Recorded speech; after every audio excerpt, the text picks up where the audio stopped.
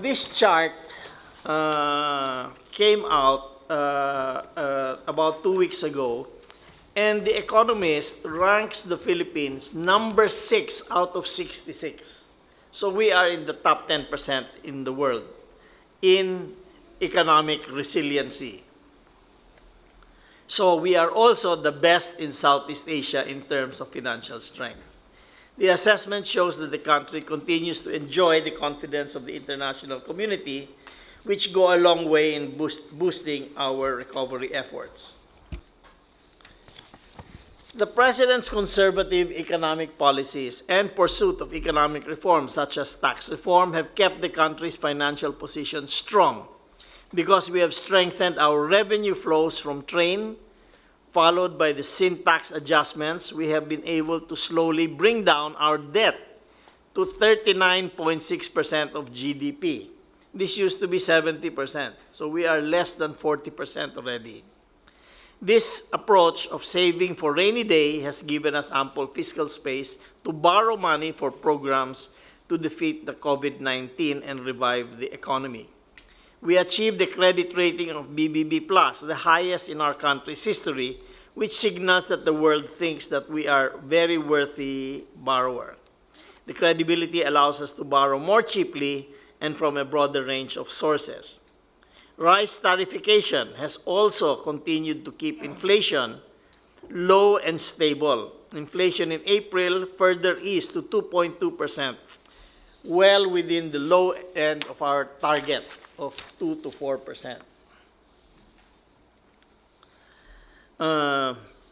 We have to do many things in order to revive the economy, and I would like to propose the following priorities. Number one, after we are confident that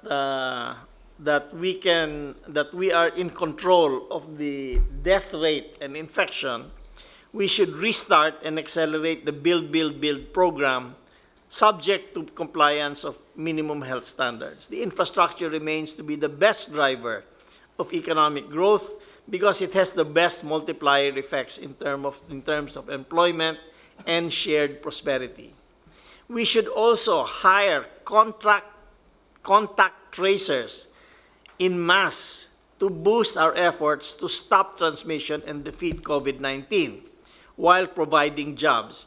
You know, we lost about 1.2, 1.5 million jobs. They're temporarily lost, but you know, if we hire these guys to do contact tracing, which we are having a very hard time, right?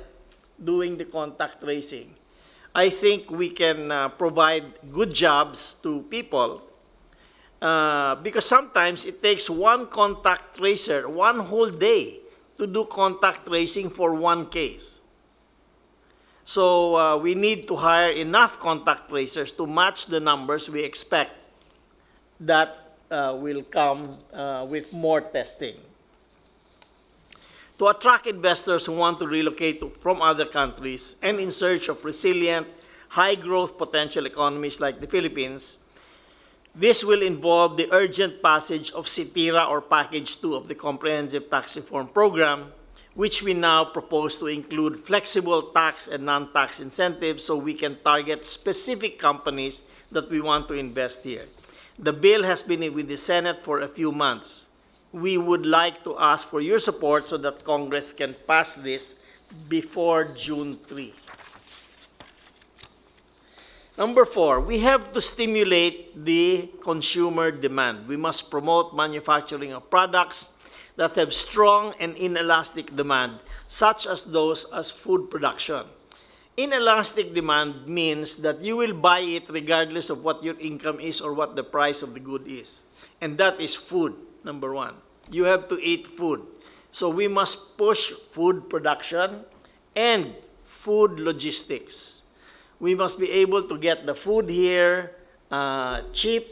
We must be able to store the food so that the fresh food so it will last.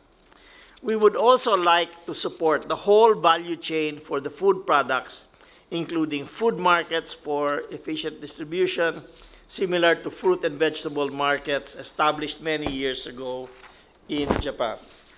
The Duterte administration's economic team and our legislators are finalizing an economic recovery program that will help us combat the pandemic and provide industries, especially micro, small, and medium enterprises, the assistance they need to get back on their feet and our fellow Filipinos back to work.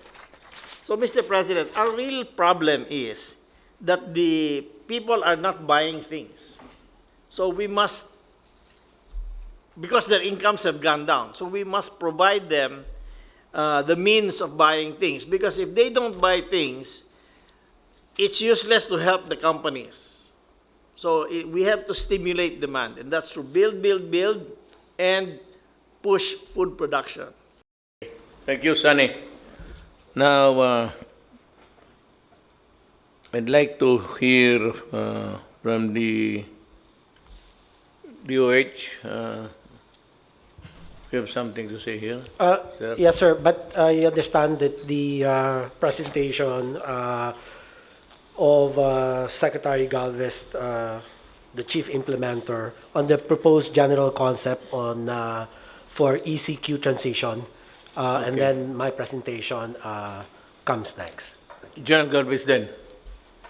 Sir, Mr. President, allow me to present our proposed general concept for the enhanced community quarantine transition. Next slide, please. The purpose of this presentation is to seek approval on the general operational concept for ECQ transition. In the absence of a vaccine, all what we can do is prevent and contain it and mitigate its impact. The government, however, cannot endure the ECQ for extended period of time as its resources are very limited. Hence, it has to balance between health and economy. As a backgrounder, some precautionary measures have been given by the World Health Organization with the recommendation on easing of quarantine restriction. According to WHO, any plans to ease quarantine restriction should be carried out gradually and in a phased manner, parang yung Mr. President na hinay-hinay lang po, to prevent resurgence of infection, and that a strong and resilient health system should be in place, like testing and tracing. Otherwise, this will likely prelude to resurgence of the disease. Also considered in the proposal is the World Health Organization interim protocol on rapid operations to contain the initial emergence of pandemic influenza, specifically the zoning concept that can be effectively applied at the LGU barangay level. As shown also is our updated National Action Plan operational framework to prevent and contain the COVID-19 virus. Our plan is COVID carrier-centric, meaning to contain the virus, we have to focus our intervention on the carriers. Our revised operational framework added the prevention prior to the detection phase and the adoption of the end-to-end T3 management system for COVID-19 carriers, which mean test, trace, and treat. With the prevailing situation, the following were the key consideration. Next slide, please. In coming up with the general operational concept for ECQ transition. Number one, how the concept can work within the bounds of the current IATF guidelines. Number two, how can we implement the DOH strategy that is national government enabled, local government led, and people-centered COVID-19 response. Number three, how can we protect the economic corridors and zones?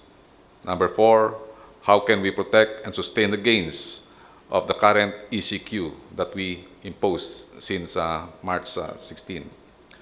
Also, aside from the doubling time as consideration in determining what areas to be placed on ECQ, we also include the granular data of incidence rate and attack rate by barangay, municipality, and city.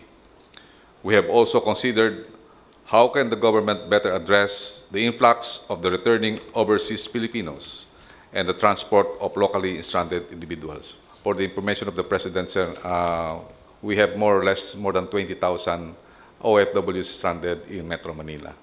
And they are also continuously coming for this month, more or less 42,000. And lastly, how can the government apply the economy of force on areas that have no record of COVID cases and relocate forces and resources with mass and concentration on the critical areas that direly needs government action? Sir, one question.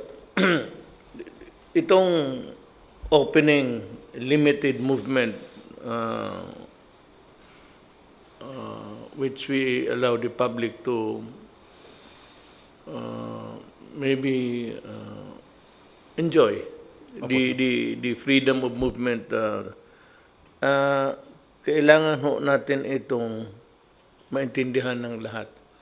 Have we communicated to the common man itself na ito yung mga tao, ito yung pwede, ito yung hindi? Or would you rather that the presidential spokesman would do it for us? Siya nang isa-isahin na lang naman yung siguro ito. And para to make sure that everybody is heard, or at least he knows where he belongs to, dito sa category of not being allowed and allowed, have this published or sa PTV4.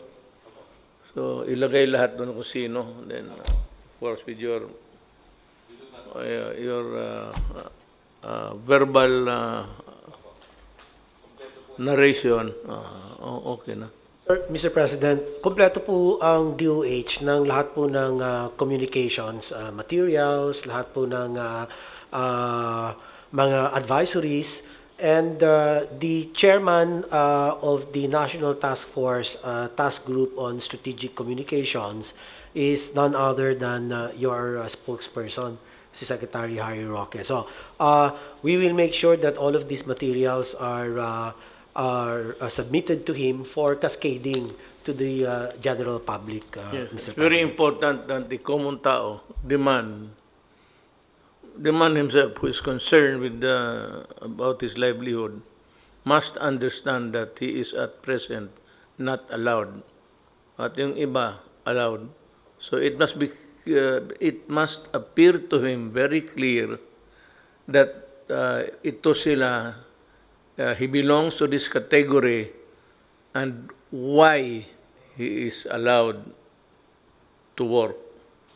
At ito namang mga why they cannot be allowed to mix again with the outside world. Mga kababayan, magandang gabi sa inyo lahat. Napag-usapan ho dito lahat kung ano ang gawin. Now, these things are not really very clear to you because it was brought up in a matter of discussion. Out of a discussion, things were decided. So, although nakasulat na, it was put on the table to be decided upon. But most of the recommendations by the top guns of itong inatasan natin, General Galvez, General Anyo, si DOH, si Defense Secretary Lorenzana, Sani, at makita naman ninyo, kung makinig kayong mabuti, dahan-dahan, then you'd understand. But anyway, yung hindi ninyo naintindihan, yung mga taong pwedeng lumabas at pwedeng hindi lumabas, hanggang dyan lang muna kayo, were enumerated in our papers, which we cannot distribute to all of you, so that it behooves upon the Secretary of Justice, Secretary of the spokesman, Secretary Roque, to make it clear for you. Ang blackboard niya is PTB4. He will be using that government facility to convey the message of what has been decided tonight. Now, I hope that you are all safe at wala namang pinsala sa buhay ninyo. I pray and I greet all the mothers belatedly, though Happy Mother's Day. At yung mga nanay na nawalaan ng mga anak fighting COVID, doing the highest, the noble endeavor that one can do in this world is to serve your fellow men. You have our kind thoughts and prayers. At saka masabi ko sa inyo na you know, you live and die in this world, that's for sure. But to have been given the chance to serve your fellow men before going to the universal sky is something which you should be proud of. Lahat naman namamatay. Pero kung ginawa nila, it's something, bayon ang bao nila sa kanilang universal identity, that they did something for their fellow men. Anyway, also I remember my mother, Soledad. She was a very good mother to me. Look what happened. Naging presidente tuloy ako. Nawala yung disiplina niya sa akin. My God, kung paluhurin ako noon sa altar. I want ko. She must be smiling or she must be in state of wonderment now, looking at the face of my father. Anong nagawa natin sa anak natin, itong gagong itong Rodrigo? Bakit? Well, anyway, God has maybe chosen me to work for the national government to help my fellow men. And that is why we are here. Ito lahat amin, trabaho ito para sa kapwa-tao namin. I assure you, there is no corruption allowed. Kung meron man makalusot. Kung makalusot kapag nahuli ka, sorry ka na lang. Ganon talaga dito. And I have fired several undersecretaries, assistant secretaries, because we value the privilege of working for our country and serving the people. It's an extreme rare privilege to be in government. Not all are given the chance to be here deciding what is good for your neighbor. Yung lockdown, they will explain that to you thoroughly by Secretary Roque. At mayroon tayong mga tawag niyang new normal. Ganito for those who would be allowed to go out and work, and for those na hindi pa talaga pwede, remember na itong the easing up of the restrictions, hindi yan sabihin na wala na ang COVID. Just because we allowed certain people, dahan-dahan lang sa para walang hindi tayo madapa, dahan-dahan lang. Because we cannot afford. We cannot afford a second or third wave na mangyari. Ito yung mabagong mahawa na naman at rarami na naman dahil nga sa mayroon tayong rules na hindi sinunod. So, kindly, one is that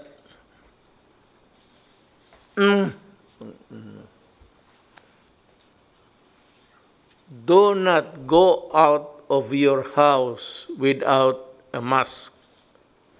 That is a must. Must comply. Tatapikin ka ng pulis. Hindi ka naman ulihin. Pero makakahiya sabihin sa'yo,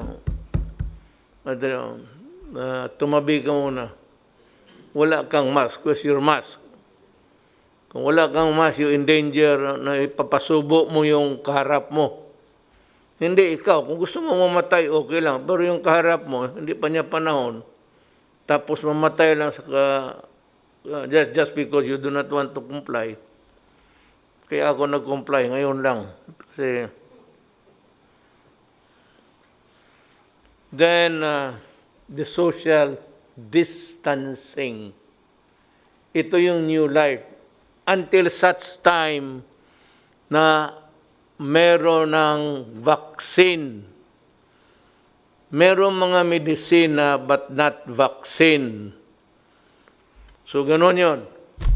Sundin lang ninyo yan, importante masyado. Whether you are really allowed to go out or not, if you are out, wear a mask.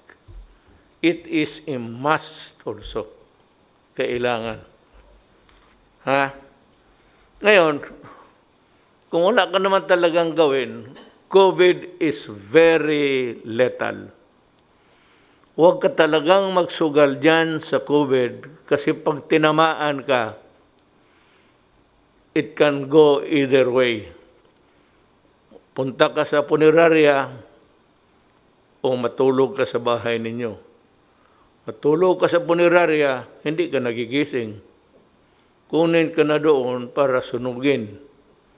At saka walang punerarya ngayon, pag namatay ka, COVID, because the whole of your body is already crawling with germs, diretso ka sa, hindi ka malang mayakap ng, yung mga anak mo, asawa mo, hindi mo mayakap. Kasi hindi ka na mayakapin kasi kung yun naman magka-COVID. So yan ang masakit dyan. Kayo, but take it from your sa binigyan ninyo ng trabaho dito sa national government. Kumbaga ako yung wag na lang yung parang mayor na lang kasi parang ano lang tayo, city council. You just address me as mayor, mas komportable ako. Yung mayor na mismo nagsasabi na sa inyo na gawin ninyo to kasi makatulong ito para sa atin. Huwag mong gawin yan kasi haharutin mo ang mga kapwa mo tao na hindi pa nila panahon.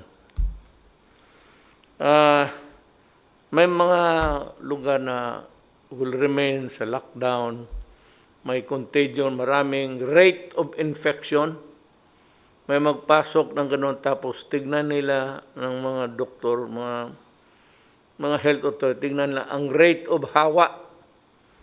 Gaano kabilis ang hawa? Yan. Pag malaki yan, sarado yan. At gagamutin kayo. Or you go to the hospital. Bantayan ninyo kasi yung hospital, kasi yung kama na dalhin ninyo, 5 na ang patay doon. Ikaw yung pang-anim kung hindi ka talaga magsunod ng batas. Ay, totoo lang. The injunctions given by government, yung anong masalita na wag, ito gawin mo, ito wag mong gawin. It is intended for your protection. But if you get COVID, dalhin ka sa ospital. Yung hospital, yung kama ibigay sa iyo, kalilinis lang kasi 1 hour before may namatay doon. Ikaw na naman ang papalit. So, pang-anim ka. Ay, kung gusto mo yan, ganun. Hindi ko kayo tinatakot. Sabihin, yan ang mangyari sa inyo pag hindi kayo sumunod. Mga precautionary measures.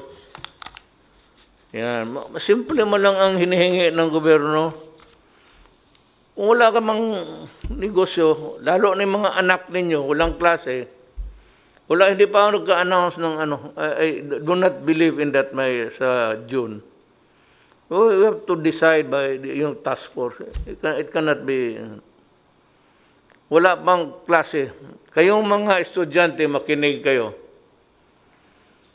Kung sabihin ko sa inyo na hanggang Disyembre walang klase, anong gawin ninyo ngayon? Sige, talon, pati palakpak.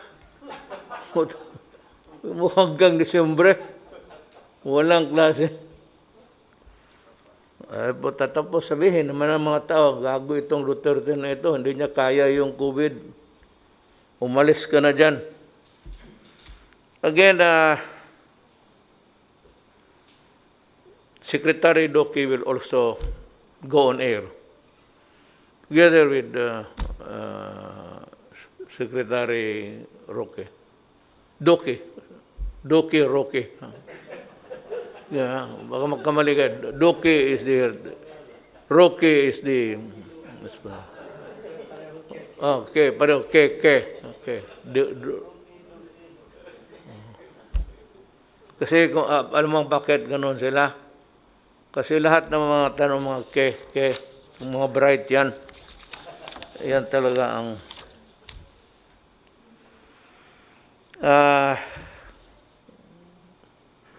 yung mga sa sunod na I had a nightmare, not only an experience in the distribution of the SAP. Sabi ko na nga noon, nakinig naman kayo sa akin, takot ako na baka makurakot ito. Takot ako na makatingan ito. Kasi ayaw ko na naman gano'n. Basta gano'n. Sabi ko, baka. Nangyari nga. Kita mo? Di ba sinabi ko sa inyo? Ngayon, para talaga walang, I will ask General Bautista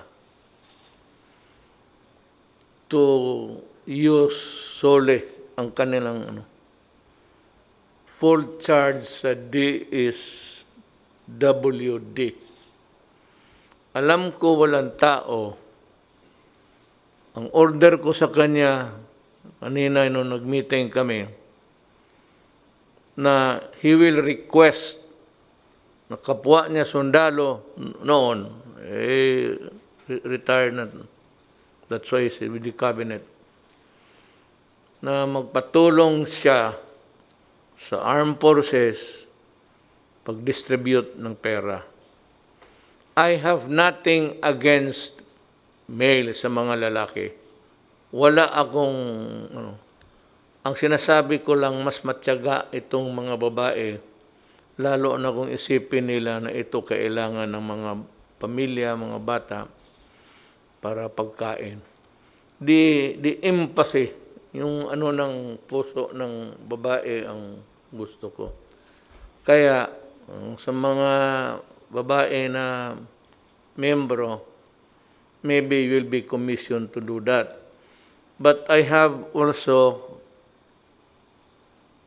issued a caveat, a warning, na ayaw ko na ngayon na mamamatay pa na sundalo, babae o lalaki, na inambos ng mga NPA at kinuha yung pera o yung mga supply na pagkain, bigas, sardinas, kung ano pa, at yung baril. Kasi yung baril, mainit talaga yan sa either yung nakatago sa baywang mo o ang NPA, wala yung armas yung mga yan. Nagkaroon lang ng armas yan, kapatay ng mga sundalo, kaya ganoon yung karami ang nakuha nila. Anyway, sabi ko, beginning, maybe this coming days, you will see a more fighting spirit coming from the... Ako ang sabi ko talaga, magsabi ako ng totoo ha. Ang gusto ko, Kasi pinapatay ang sundalo ko, pati polis. Ang gusto ko, ang order ko, patayin ninyo. Patayin ninyo. Kasi kung hindi kayo patayin, papatayin talaga kayo. Dahil magdala kayo ng armas, patay ka, sigurado. Kaya nakatalikod ka, nakaharap ka, nakaluhod ka. So, anong order mo? Anong order ko? Pinapatayin lang sundalo ko. Ilang beses na. May pinakawalaan ba sila? Patay. O di patayin mo. Basta yung ako, pag nakapatay kayo ng commander, o nakapagturo kayo saan natutulog yung commander, o nakitulog, makitulog yan sila o nakitulog, sabihin lang ninyo sa akin at 2 million ang ako, basta yung top commander, 1 million yung mga ganun. I think 2 million. Yeah. Was it 2 million? Yes, sir. Putuanan, kung sino yung makaturo, tapos doon sa army o police. So, pag ikaw nagturo, natuhuli yung commander na mabigat, may hati ka dyan sa pera. Pero alisin kita sa lugar mo. Kung taga-Abra ka, ihatid kita sa Mindanao, doon sa mga Ilocano. Bigyan kita lupa, doon ka na lang kasi kung hindi, papatayin ka talaga eh. Kung Ilonggo ka, tega pa uli ka sa Iloilo o Bacolod. So, way man na masakyan mo, way pa. Ulat lang. Pagka ganon, yung mga squealer, you will be given a new identity, kagaya ng Witness Protection Program. It need not be under the Witness Protection Program, but I order that you be treated as a witness, taken as a Witness Protection Program. Sali kayo, may bagong identity ka. Yun, at may kung sabihin mo doon sa mga pulis pati, o kasali man ako dito, sabi ni Mayor, ang akin dyan is 500, baong ko daw kasi i-relocate ko yung pamilya ko.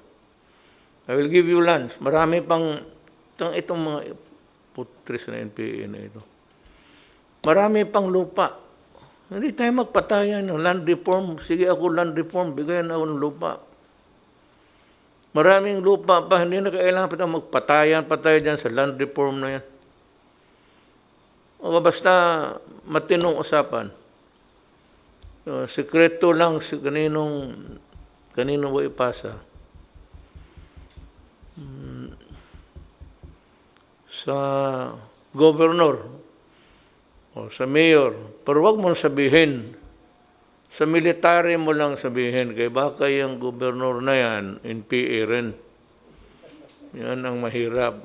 O yung mayor na yan, ang simpatiya sa NPA. Marami yan eh. Huwag na lang tayo magbulahan. The reason why they thrive until now is because there are some local officials that are actively supporting the Communist Party of the Philippines. Yan ang totoo niyan.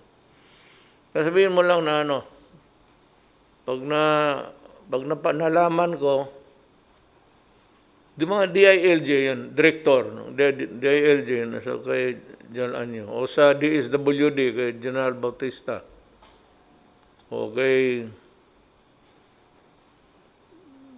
Secretary Roque,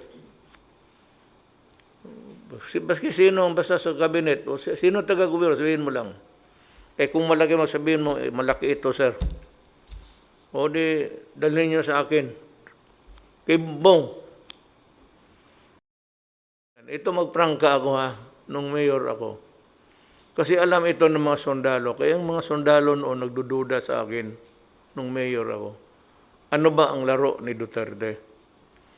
Kasi minsan may mga nahuli na taga COMED, Mindanao Commission. Yun ang number one parang pinaka-head doon sa, nagdadala ng gira doon. Nahuli yung isang matanda na ano, pero old-timer. Sabi nila, Mayor, kung maaari lang. Ako, may trabaho ko, pag may nahuli sundalo, kinukuha ko rin sa bukid. Pupunta talaga ako sa bukid. General Anyo, hindi kami kilala yan. Si Delphin, noon. Pupunta lang ako po, nagkikipag-usap ako ng NPA. So yung lahat na sundalo na bihag o mga government officials, ako ang kumukuha. Tapos balance ko kung ano ang importansya nito, sabi ng matanda na. Sabi ko kay Bongbong, kusapin mo, sabihin ko, arburin ko na lang yan. Isip ko, matanda na eh. Kaya ilang taon na ito, 67, wala na. In-hotel na ito sa kanila. Pa-release mo. Pinarelease ko. Kaya ganun kami ang usapan namin mga NPA. Noon, kasi mayor lang ako. Pero ngayon na ako na yung kapatas, mahirap yan. Hindi na maganda tingnan. Kung gawain ko pa yan ngayon, ang magbaril sa akin si General Galvez, hero ng Marawi. Alam ko man. Kaya tama-tama. Mayor, mapatawad ka nila kasi alam nila maglaro ka eh. Una-una, buto yan eh. Kaya ako tinatanong ang mga kaibigan ko militar eh. Buto yan, sabi ko. Walang pakialam dyan sa gira. Ngayon, na ako, naging kapatas na ako ng ating mahirap na yan. Kaya ako medyo galit na talaga kasi pupunta na ako. Tapos, so yan ang, mayroon pa ka pero not for, may magandang mga kwento ako sa buhay pero hindi ko pwedeng sabihan sa inyo. Maya na pag-retire ako. Pero noon malapit na talaga ako patayan ng military. Akala nila, magsabi na, nagbigay daw ako ng armas. Hindi talaga ako wala. Pero kay Bongbong, medisina, pagkain. Alam mo, may isang sikreto pa dito, sabihin ko sa inyo. Ito ginawa ko talaga. Yung si Parago, yung hero doon sa Mindanao, talagang nung namatayo, nagbabaan 50,000 sa bukid, nakilibing. Ako, namatay sa enkwentro sa NPA. Sabi ng NPA, Mayor, si Parago namatay, saan namin dalhin? Buang punerarya. Tapos sabi niya, sino magbayad? Sino bang magbayad? Sabi niya, wala mang iba, Mayor, ikaw man. So, ako ang nagbayad. Sino ba? Ikaw ba yun, sir? Yes, sir. Pumunta tayo. Sabi ko, pakita natin sa NPA. Ikaw yun, no? Yes, sir. Commander ka ba? Division commander ka? Division commander po. Sabi ko, pakita natin sa mga tao. Si Parago ang number 1. Pinaka-top sa buong Mindanao. Namatay. Pakita tayo na gusto talaga natin, ang gusto ko talaga ipakita na gusto ko makipag-ariglo. Dala-dala ko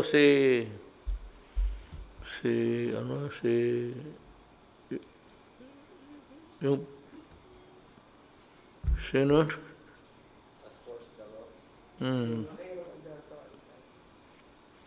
Si Maki.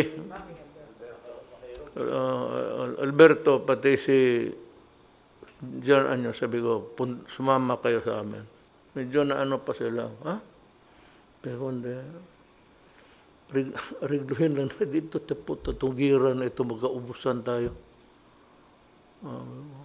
Pampinuntahan sa punerarya, nagpag kami sa biyuda. Tapos nung nalibing, sama rin ako. Upo rin ako doon sa seremonya ng nakinig ng itong gobyerno ito, walang ba't, hindi nakita po tao, mayor, pagka walang hiya talaga mga gago. Pero ganun yung istorya ko. Marami yan, pero wag na yung iba kay may mga Amazona, hindi na masyado maganda ang kwento. Pero well, I respect their decision in life to die for their principle. Inyo yan. Kami dito,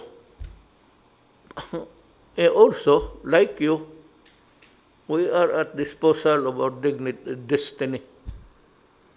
Handa rin kami mamatay para sa bayan. Yan lang. Kayo, hindi man kayo kailangan mamatay.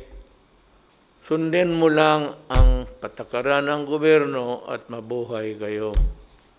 Sabi ko nga, kung ayaw ninyong maniwala, ang inayang kama dyan sa ospital, nahigaan mo, 10 na ang COVID victims dyan na namatay. Pag namatay ka pa, punta ka ng punerarya, wala pang bakante na kwarto sa funeral parlor kasi maraming patay sa COVID. Yan ang tandaan ninyo. Maraming salamat po. Nagpapasalamat po ang ating Presidente at ang buong sambayan ng Pilipino sa mga sumusunod dahil sa kanilang mga tulong sa ating bayan sa panahon ng COVID-19. Ang gobyerno po ng Australia, ang gobyerno ng France, ang gobyerno ng Japan, ang gobyerno ng United Arab Emirates, ang European Union, ang UN Humanitarian Country Team, ang UNICEF Philippines, ang UN Human Settlements Program, Manila Economic and Cultural Office, Philippine National Red Cross, Philippine Stock Exchange, Philippine Airlines, Cebu Pacific, AirAsia, Manila Water, Permanent Mission of the People's Republic of China to ASEAN, 911 SNRT, Guangxi Zhuang Autonomous Region, Shanghai Municipal Government, Haikou Municipal Government, Guangzhou Municipal People's Government, Jiangsu Wangpo Renewable Resources Corporation, 51 Talk, TikTok Limited, Liwayway China Company Limited, Philcham Shanghai, BGI Biotechnology Company Limited, Yunzan Industrial Company Limited, IMEX Pan-Pacific Group, Filipino Community in Vietnam, Libyan Iron and Steel Company, Himlayang Filipino, Trip.com Group, Diageo Philippines, Cebuana Lulier Foundation Inc., Sandoz Philippines Novartis, Baxter Healthcare, Fujian Chinese Association, Chinese Communications Construction Company, the Philippine Military Academy Alumni Association Inc., government officials, PNP and AFP members who donated their salaries, and other private donors. Maraming salamat po sa ngalan ni Presidente Rodrigo Roa Duterte at ang buong sambayan ng Pilipino.